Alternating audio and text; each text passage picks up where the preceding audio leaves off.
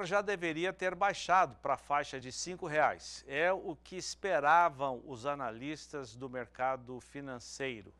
Mas a manutenção de alta para o dólar frente ao real resiste. É a política que provoca essa alta do dólar, diz o entrevistado do nosso companheiro Walter Pulga Jr., o Jason Vieira, da Infinity Asset. Você vai ver mais na entrevista. O dólar resiste a ceder frente ao real e, de outro lado, as taxas básicas de juros continuam subindo. Eu tenho comigo o Jason Vieira, da Infinity Asset, para comentar a dificuldade em ver o dólar recuar frente ao real.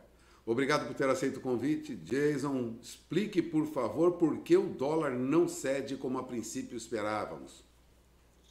O dólar tem ganhado alguns suportes importantes aí há algum tempo, em partes pela questão política.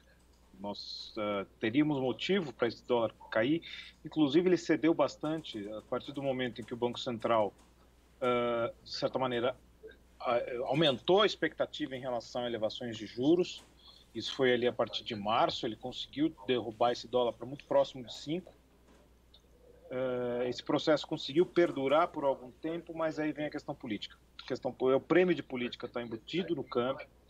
O governo sabe disso, ele tem noção disso, e não há muito o que se fazer. Nós temos um dólar global que tem oscilado bastante, mas ainda assim, a perspectiva de curto prazo ainda é de que não haja mudança nos estilos nos Estados Unidos, ou seja, não seja colocado mais dólares na economia, continue sendo colocados dólares na economia e não suba o dólar em nível global, ou seja, nós estamos basicamente respondendo a um problema localizado.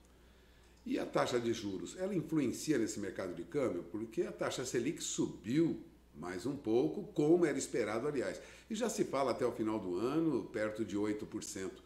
Taxa de juros influencia nesse mercado de dólar? Deveria influenciar para o dólar para baixo, porque toda elevação de juros, pela teoria, ela é a valorização da moeda em relação ao seu par de referência, por exemplo, o dólar. E não tem acontecido isso no Brasil. Nós já tivemos um processo de valorização por conta da elevação de juros que se desfez em meio ao caos político. Ou seja, todas as disputas entre os poderes, os problemas que nós estamos observando e principalmente a falta de reformas, isso tem trazido essa resposta, infelizmente, que também se preserva em alguns vértices da curva de juros, que também responde à inflação. E aí todos os problemas que a gente tem observado agora. Taxa de juros, em geral, olhando grosso modo, tende a continuar subindo até o final do ano? Muito provavelmente. Nós tivemos hoje uma inflação do IPCA 15 acima das expectativas, 1,14%. E nesse cenário, com uma inflação mais alta dessa maneira, o Banco Central ele precisa se equilibrar, tentar buscar o que se chama o rompimento do juro neutro, que muito provavelmente vai acontecer, ou seja, ele vai passar do que é o juro neutro, ele vai começar a entrar na zona contracionista de juros, aquela parte que contrai a economia. E alguns alívios esperamos mais para frente, mas são todos mais para frente. Um dos alívios é a questão climática.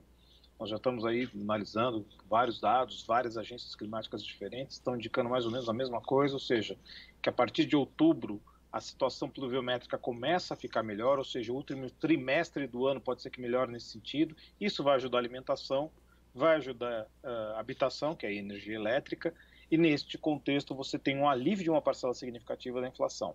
Mas isso são coisas que ainda precisam se cumprir. O curto prazo ainda é muito pesado. Hoje, por exemplo, uma coisa que pesou muito no IPCA 15, que acabou distorcendo inclusive o índice de transportes, foi passagens aéreas, mas o restante do contexto ainda tem algumas pressões. A única coisa que a gente viu é que a inflação subjacente deu um pequeno alívio, pode ser que em partes aí até dos movimentos de política monetária, mas a tendência é de que o Banco Central, pelo menos até 8,25, eleve os juros.